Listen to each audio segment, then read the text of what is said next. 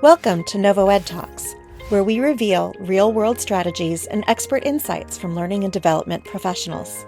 In every episode, we chat with practitioners, course designers, learning strategists, and business leads.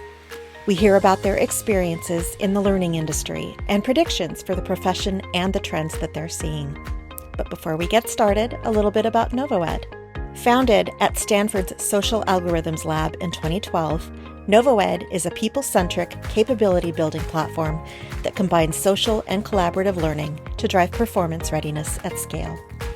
Through cohort-based experiences centered around human interaction, NovoEd taps into collective wisdom, placing each learner at the center of perspective, application, and expertise. Large enterprises such as 3M, GE, Marriott International, and Nestle partner with NovoEd to accelerate their critical initiatives, reconnect teams, and achieve rapid alignment through learning that is felt, experienced, and swiftly transformed into impact. Now, let's meet our guest for today's episode. Hello, everyone, and welcome to the NovoEdTalks podcast, a space for training trailblazers to get real. My name is Melissa Fisk. I am the producer of the NovoEdTalks podcast, and today I am joined by Molly Reed. Molly is the manager of enterprise learning and development at Conagra. She's been with Conagra for 11 years, and her team is responsible for employee growth and development. She's very passionate about the cross between organizational goals and individual career paths. Molly, welcome to the NovoEdTalks podcast. Thanks, Melissa. I'm excited to be here. Awesome. Well, why don't you start by just kind of introducing yourself, your role, and your company? Sure. So as you mentioned, I'm Molly Reed. I am the manager of our enterprise learning and development team at Conagra Brands. And that sits within our broader talent transformation center of excellence. So think about really everything from the employee cycle through talent acquisition, diversity inclusion, and of course our team, talent development. I've been with Conagra 11 years this fall. So I've really enjoyed getting to grow my career at Conagra and the chance to continuously evolve my skills and just take on more as I've had the opportunity. So for Conagra, we are headquartered in Chicago, Illinois. I'm actually based though in Omaha, Nebraska. And we are probably most known for our amazing food. So think of our iconic brands, Marie Calendar, Ready Whip, Slim Jim, Healthy Choice. So a lot of brands people know and love. You've probably got them in your pantry and maybe don't realize it. And then some of our more, I would say, exciting and fun brands that we've introduced into our portfolio over the past few years. So Angie's Boom Chicka Pop, Gardein, Frontera. So really, as you think about it, we've got things in our portfolio for really anyone. As an organization, we pride ourselves on having a dynamic and inclusive culture. And we like to say we have the energy of a startup, even though we're over 100 years old. So we operate with a focus on innovation and really meeting consumer preferences. And we have around 42 manufacturing facilities. Those span across the US, Mexico, and Canada. So we've got kind of a North American footprint, and we employ approximately 18,000 employees. So fairly large company in the grand scheme of things, and it gives us a lot of really fun opportunities to grow and flex and learn and think about how we support our employees. Yeah, absolutely. I would imagine keeping the energy of a startup at an 18,000 person company is no small feat. Yeah. Why don't you tell us a little bit about who your learners are and what some of their biggest challenges are? Sure. So given the size of our organization, we have a lot of variety when it comes to our employees. It's one of the things that I love about Conagra is really no day is the same, no project's the same. We kind of get to be creative and adjust our solutions to meet the needs of both the business and our employees. So we support business functions really all the way from our supply chain employees, which is our biggest business unit that we support, demand sciences, our legal teams, finance, you name it. We've got employees that probably fit a business need. And so while you think about there's commonalities to the skills that they need to develop, there's also a lot of functional and technical skills that come into play. And how do we think about supporting them and growing those? So in terms of biggest challenges for our learners, I'm going to guess we're probably not too different from other organizations. The challenge we hear from most of our learners is really finding that time to dedicate to learning and development and balancing that with their workload, with the competing priorities of the day-to-day tasks. And then secondly, right, the world is rapidly changing. Think about AI and the complexities that come in there. So just really thinking about the skills that are needed both today to do their role, but how do they continue to grow those and change those based on the changes that continue to grow. Yeah, absolutely. So how do you guys approach some of those challenges? Yeah, so we really try to think holistically about how do we integrate learning into the flow of work for our employees. So kind of meeting them where they're at. And probably the way that we do that most is thinking about that learner experience. How are they interacting with the resources, the tools, the platforms? Is it easy for them to navigate? Right? Like I think a lot of us think of if I need to do a VLOOKUP, I'm going to go to YouTube really quick and Google how to do that. I'm not going to go to my LXP and pull up a course. And so we try to frame up learning in a way that it meets learners with the ways that they like to learn, right, in your everyday life. And then we also think about how do we scale our efforts. So we've got a small team. Our broader talent development team is 11 people. And the team that I support, which is L&D, is 5. So we have to really prioritize those requests that come in, think about how can we make the most impact for the business. And so we're in the process of really implementing standard frameworks and tools and curriculum that can flex and adapt to those varying business contexts. So those are some of the ways I think that we are really trying to approach those challenges as an L&D organization. Yeah, absolutely. We actually hear that phrase come up a lot on this podcast, especially within the flow of work, Yeah, which I love because it's just so we're all, say what you will about multitasking or whatever, but we're all kind of like yeah. multitasking at all times and like learning as we go, per what you said, Mhm. looking something up on Google or on YouTube, like if Yeah, we need it. So like how do you adapt that to what you need to be learning to the organization, I think is definitely where a lot of folks are at right now. absolutely. Along those same lines, with the rise of remote work and virtual collaboration, how has your approach to learning and development adapted to ensure that employees are equipped with the necessary skills for this kind of like digital workplace environment? Sure. Um, Ultimately, I would say I think we're fortunate that it's really in our DNA as an organization to be curious, adaptable, agile. And so I do find that on the whole, our employees are adaptable. They're curious. They want to learn. They want to kind of try new things. And that lends itself well, right, to navigating the digital workplace.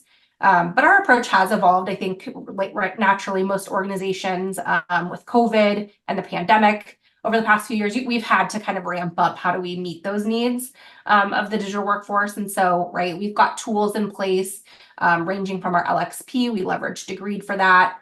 NovoEd, which obviously has been huge for us in scaling and providing cohort-based learning across, right? I've mentioned we've got 42 manufacturing facilities, geographic differences, time zones, all those types of things. And then things like LinkedIn Learning, which has been a great partner to us for those on-demand learning, putting resources at people's fingertips. So it's kind of that constant, do we have the right tool set to help people with the learning challenges that they have and making sure that we're staying current and modern with those. Yeah, absolutely. How does your team identify and address skills gaps within the organization? Sure. So we have a fairly structured approach that we've rolled out over the past few years. And right, with anything, we continue to adapt and refine that based on the feedback we get from the business and from our learners. But we started with a skills for success framework, and that really identifies the critical skills that all of our salaried employees need to be successful at Conagra. And so that includes skills like adaptability skills, people skills, thinking skills, and then that technical and functional knowledge that they need, right, that maps with their role. And so in this process, we've defined proficiency levels for each role in the organization. So employees really know what's expected of me. What am I supposed to be able to do? And what do the behaviors look like that support that skill?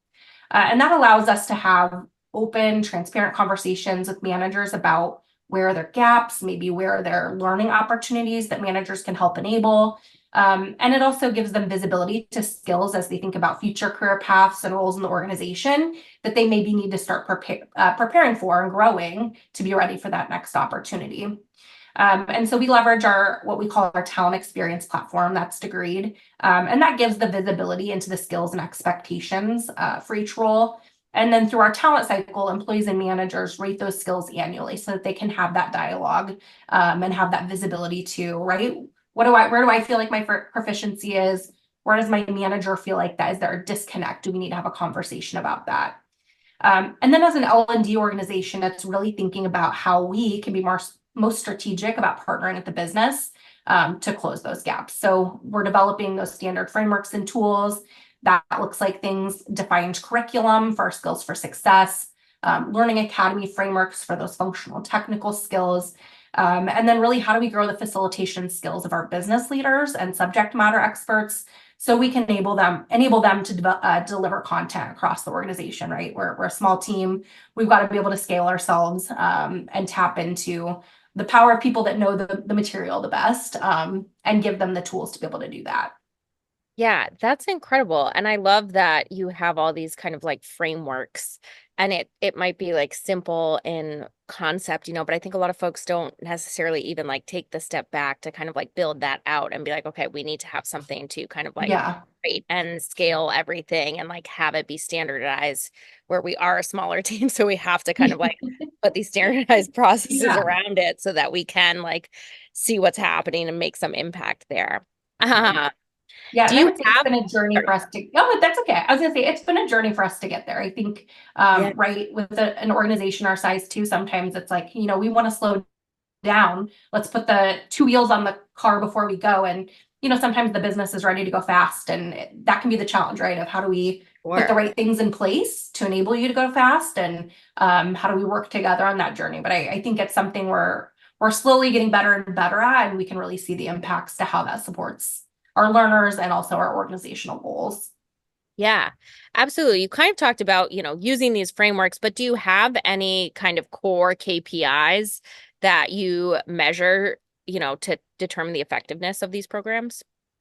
Yeah, I when I saw this question kind of in the prep, it made me laugh a little. This is the golden ticket. This is the thing I think every L&D organization struggles with is how do we define success? How do we measure that? How do we tell the ROI? So this is something we are has been a topic for us over the past year. And it's challenging. But some of the core KPIs we track, especially with our skills for success framework, that's allowed us to really look at skill progression. So are we closing the gaps on the skills that we've identified as critical to the organization? Or are we not, right? Are there things that we need to spend more attention on? Do we need to adjust our approach because we're not being as effective as we hope to be? And that is a continuous evolution, right? Every year, skills are going to change, people's proficiencies are going to change, the business context at which they're applying these skills changes. And so it's kind of a moving target. But I think it helps us understand if we're thinking about the right things and if we're supporting the right things. We also have engagement scores from an ongoing employee feedback survey. So we look at correlations, right? We're not the only piece of that puzzle, but we have a part that we play in employee engagement. And so we look at key drivers like learning, mentoring, career path. What is the feedback that we're getting from employees? How do they feel about, right, the resources and investments that are being made in their growth? And are we telling that story well? Do they understand what's available to them? We look at things like knowledge transfer and business impact of our cohort-based programs, so our leadership development programs, things like our critical thinking program, right? Where do employees see? Have they moved the needle and how well they can do that? Do managers see them moving the needle and how well they can do those things? And then lastly, we look at adoption and participation in things like elective learning. So are employees going out and seeking learning for themselves? Are they raising their hand in our opportunity marketplace, which gives them a way to kind of volunteer for stretch assignments and project-based work? So I think all those things kind of tell that story of a learning culture, of employee growth and like the health of the organization in that lens. And so a lot of it's right, like what's that broader story and how do we put some of these KPIs together to say, are we being successful and where do we need to make some adjustments with our approach? Yeah, absolutely. I love that piece that you do about measuring, or just like kind of tracking, if learners are asking like for more learning or going out and like Yeah. actively seeking learning. I think that speaks like volumes to what you're saying there about like, what is our learning culture and like, Mhm. are we creating one and fostering one? So Yeah. that's really cool that you all do that. Yeah. Um, Do you have a successful case study or example of an L&D initiative that has like significantly impacted employee performance or contributed to the overall success of the organization that you could reference? Yeah, so a current L&D initiative that I'm super proud of, and I know my team really is. I'm going to give a shout out to Taylor and my team, who's really been instrumental in this, is the launch of our supply chain academy. I mentioned earlier, we're trying to create some of those standard frameworks, and a learning academy framework is one of those. Our supply chain academy has been our first really pilot of this with our biggest business unit. So go big or go home, I guess. But we're really aiming to develop the talent and capability of the supply chain business. And so our academy is focused on growing those functional skills and providing learning journeys for those employees based on their role, their level, and those functional skills they need to do to be successful in their role. So it covers things like end-to-end supply chain fundamentals, all the way through how do we grow functional depth, breadth, expertise, upskill people in supply planning and logistics and customer service and kind of you name it in that industry. We're really excited about kind of the results and continuing to refine what the academy looks like, what's kind of the next phase of learning that we're going to roll out to them. But since the start of our academy, we've seen a 10.3% increase in elective learning within our talent experience platform, right? So I think some of the key takeaways for us have been leadership support of the program. Ale Ebeli, who's our chief supply chain officer, has been very vocal, very supportive. This is something that he kind of said this is a key initiative that is going to be successful to some of the supply chain initiatives that they're trying to steer over the next 3 to 5 years. So that I think is huge. And then we really try to make it easy for learners. So we're leveraging a lot of on-demand learning, things they can hop in and out of based on how much time they've got available. And then we that focus on those functional skills. So they really see the value and the benefit. It's going to help me in my job, be better at it, do better, grow my skills and my career. And so they can see the value of participation. Wow, that's awesome. And what great, the metrics you have for that to be able to say, Yeah, yeah, X, Y, and very Z, and you exciting need for to like us. summarize that to Yeah, the board or one of your leaders at the company and can say, yeah, this has worked. Look at X, Y, and Z. That's awesome. yeah. You've talked a little bit about this kind of throughout the interview, and mentioned some different platforms, but what role does technology play in your L&D programs? And, are there certain tools and platforms that you really rely heavily on to kind of enhance the experience for employees? Yeah, absolutely. I think in today's L&D environment, like technology is the thing. I think you have it's just right. It's part of the solution. So we really aim to have that consumer grade experience, right? Like how do people interact with technology in their day-to-day life? And are we kind of reflecting the ease, the personalization, the accessibility of the tools that you use at home? So that's not always easy to do, right? Like I think every day I think I see a new vendor or tool in the marketplace, like that's amazing. That could do really cool things. But how does it plug into the tech stack that we have and add an additional benefit for our learners? So it's kind of that always kind of keeping an eye on that. Some of the ones I'd call out, NovoEd, of course, has been a huge partner for us in our virtual delivery of our collaborative learning. And I've mentioned a couple of times, right? We've got a lot of people in a lot of places. And so being able to create cohort-based learning and foster connection and collaboration across geographical time differences, different cultures, different backgrounds, people from our primary corporate offices to field sales to the manufacturing floor. NovoEd's been a huge partner to us in that. We have a tool called WalkMe that I think is super helpful. This sits on top of existing applications and provides some of that learning in the flow of work, right? So what's that moment of need knowledge that I need to have, and WalkMe can kind of plug that in. So you're not, pulling up a quick reference guide or a 1-point lesson and trying to, okay, where am I at in this process? That tool can sit there and try to guide the learner right in the tool or the application that they're in. And then of course, AI continues to explode and have different impacts. And so we've got a couple of tools as an L&D organization that we're excited about for authoring.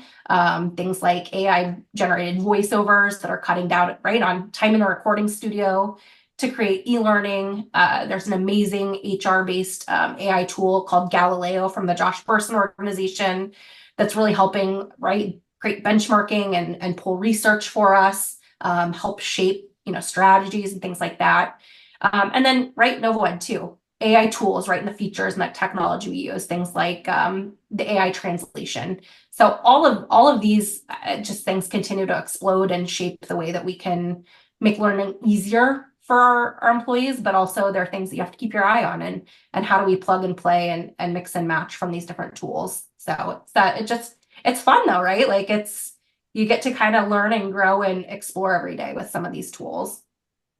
Yeah, absolutely. Thank you so much for the NovoEd love, of Yeah, course. of course. But also I love what you just said at the beginning there about, finding the right tools that match your tech stack, because I think that can be so hard to navigate with all Yeah. of the, new software, new tools, new AI features, new things. Like everything is so cool and shiny and new. And it's like, this is so great. I can see this helping in X, Y, and Z scenario. But if you really don't take a step back and be like, okay, how though does that kind of fit Mhm. into what we're already doing, and can we easily adapt that without totally disrupting, work, our flow of work, and make that work for us. So I love that you mentioned that piece. Yeah. Thinking about just kind of the L&D industry in general, if we look back over the past 5 years, which is crazy that it's almost coming up on 5 years since, the world completely shifted. Yeah. Oh, gosh, that's crazy. I know. Gosh. But what are some key takeaways, that you think you've seen, especially, being at your organization for 11 years? Like, what are some key takeaways over the past 5 years that you've really seen emerge?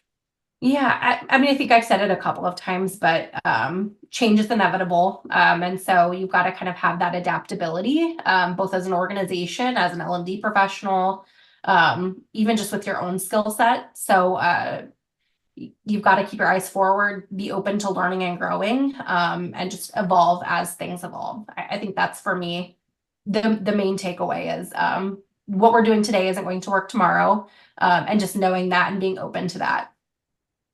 Yeah, absolutely. I think that's a big thing, and just being ready to kind of roll with the punches, Yeah. right?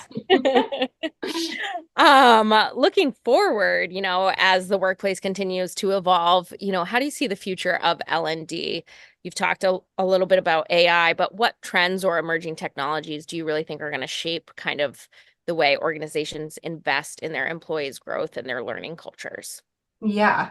Well, I mean, definitely AI is the thing that's going to continue to disrupt. And so I think as L&D professionals, it's right. How do we use AI to augment the things that we as the human touch can do? And those things in my mind, it's the curation and it's the consultation. So how do we as business partners really help make sense of the noise, cut to what's the need, pull those things together and really provide that curation, and then similarly the consultation, so really being able to understand and have that business acumen. What are my stakeholders trying to do? How can we help pull in the right pieces and create the right content, curriculum, whatever the case may be, to support them? I think that's where, as L&D professionals, AI is going to continue to be that tool, but we're going to have those skill sets, that critical thinking, that collaboration, that business acumen, to really make AI work for us. So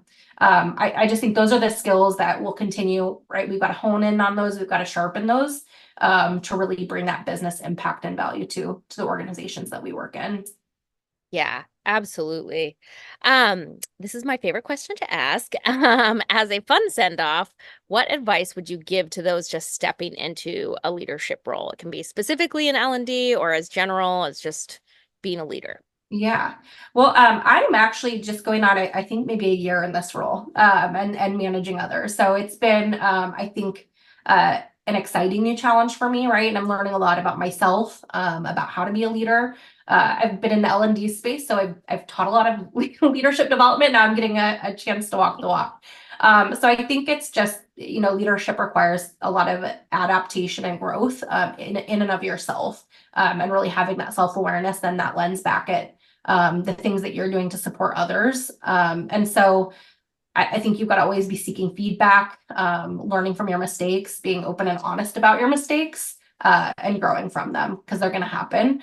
And then I think for me, I wouldn't be able to do this if I didn't have really amazing team members that have supported me. So really being thankful and appreciative of the learnings from others and the support that they give you and play every day is critical. So yeah, know yourself, learn from mistakes, and be thankful for the support you get. Absolutely. All very, very valuable pieces of advice there. Molly, thank you so much for joining the NovoEd Talks podcast today. It's Absolutely. been an absolute pleasure having you on. Yeah, thanks, Melissa. It was fun. And thank you to our listeners for tuning in once again to NovoEd Talks.